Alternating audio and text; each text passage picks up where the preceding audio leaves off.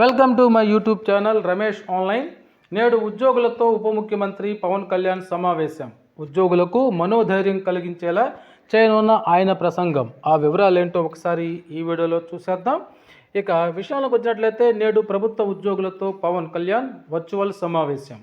పంచాయతీరాజ్ గ్రామీణాభివృద్ధి శాఖ director, ZP సీఈఓలు, గ్రామీణ ఉపాధి హామీ పథక సూపర్వైజర్లతో పాటు మండల స్థాయి అధికారులతో ఉప ముఖ్యమంత్రి పవన్ కళ్యాణ్ సోమవారం సచివాలయం నుంచి వర్చువల్ సమావేశం నిర్వహించనున్నారు. అన్నమయ్య జిల్లాలో ఎంపీడీఓపై దాడి నేపథ్యంలో ప్రభుత్వ అధికారుల్లో మనోధైర్యం నింపేలా ఆయన మాట్లాడనున్నారు. అదేవిధంగా మనం చూస్తున్నాం, వీఆర్ఓలపై ఒత్తిడి తగదు.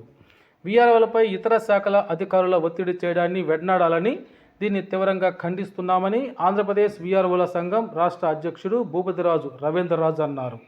ఆదివారం ఆయన విజయవాడ ప్రెస్ క్లబ్లో విలేకరులతో మాట్లాడారు.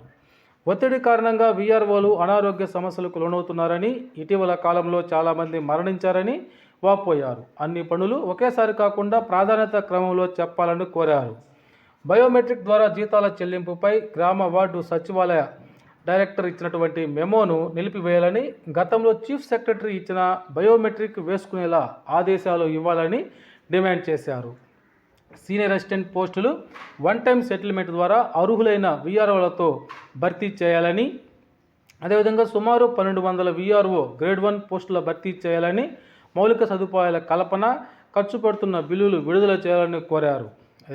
సిపిఎస్పై గతంలో ఉప ముఖ్యమంత్రి పవన్ కళ్యాణ్ గారు ఇచ్చినటువంటి హామీని అమలు చేయాలని, ఈ సర్వేపై ఐవీఆర్ఎస్తో రైతుల అభిప్రాయాలు సేకరించి రీసర్వేపై నిర్ణయం తీసుకోవాలని విజ్ఞప్తి చేశారు. ఉద్యోగులకు రావాల్సిన బకాయిలు విడుదల చేయడంతో పాటు అయ్యర ప్రకటించి పీఆర్సీ కమిషన్ వేయాలని కోరారు. 2021 నుంచి రావాల్సిన జీతాల బకాయిల విడుదల చేయడంపై ముఖ్యమంత్రి చంద్రబాబుకు, ఆర్థిక శాఖ మంత్రి శ్రీ పెయ్యావుల కేశవ్ గారికి ఆయన ఈ సందర్భంగా కృతజ్ఞతలు తెలియజేశారు. అదేవిధంగా ఈ కార్యక్రమంలో సంఘం రాష్ట్ర ప్రధాన కార్యదర్శి మిరియాల లక్ష్మీనారాయణ, ఉపాధ్యక్షుడు బి మురళీకృష్ణ, అప్పలనాయుడు, రాధాకృష్ణ, చైతన్య, అర్జున్ రావు తదితరులు అయితే ఈ కార్యక్రమంలో పాల్గొనడం జరిగింది.